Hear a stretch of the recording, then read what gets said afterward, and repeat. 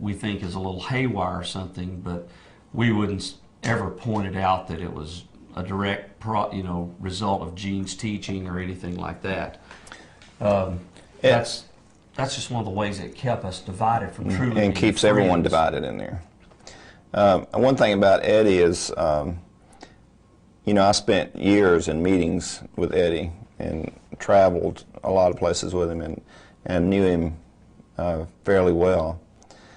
And I remember the first night he came into a meeting, and Gene Spriggs had him get up to that little leather-covered table we had in the middle, and we called it the hot seat. And he got up there and gave his testimony and how he became a Christian and stuff. And he had his stacked shoes on and his polyester shirt, but his zeal was unmistakable. And if I would have went up to him that night and said, Eddie, hey, would you go on national TV and lie for me, man? He probably would have just thought I was crazy, just out of this world or something.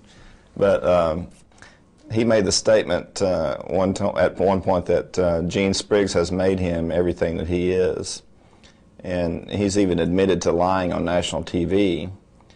And he doesn't see that as a compromise of his own personal integrity. He sees that as obedience to Spriggs, which will result in praise from God later on. Yeah. And everything is justified by biblical verses, such as the harlot who lied in the Bible, Rahab, and everything is justified that they do.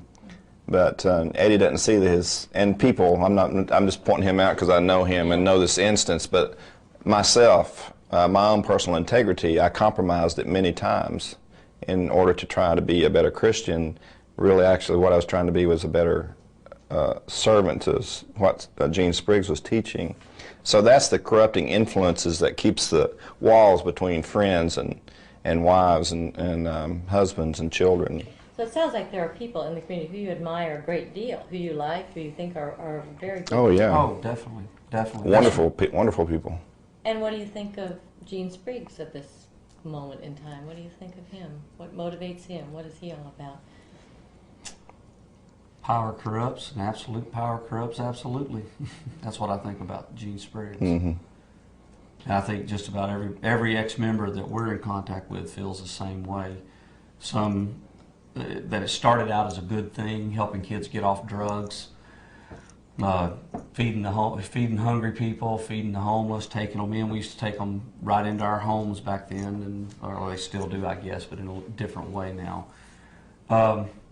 But as he gained more and more power, it's blinded him, and he's leading them all in the ditch. He told the story, or I don't know if it's a story, but a teaching about Billy Graham one time, that God chose him to be an apostle. But somewhere along the point, Billy Graham made the choice, and he defiled his own conscience. And instead of becoming like Gene Spriggs and raising up communities and things like that, he is this great big world-renowned evangelist, and he loves that power and renown more than his calling. And that's what I think is a really good definition of what happened to Gene Spriggs. He loves that power and renown.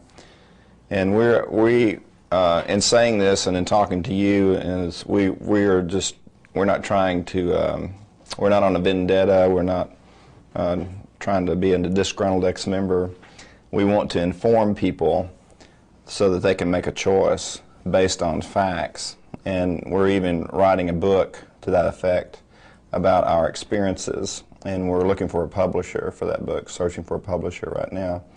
Of our 33 years, I think that has some authority and foundation in reality that we can speak of the things that we've been talking about. And we know what went on in the communities. And we know that Gene Spriggs' groups will basically never change as long as he is at the helm.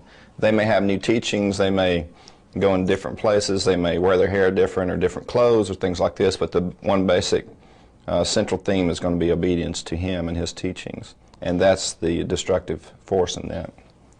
What's your ultimate goal? In speaking out, in writing a book, do you want to destroy the community? I don't know that we want to destroy. We want people to see so that other people's lives aren't destroyed. Right. And if other people that we know, we're known by almost everyone who's in there. They at least know our name.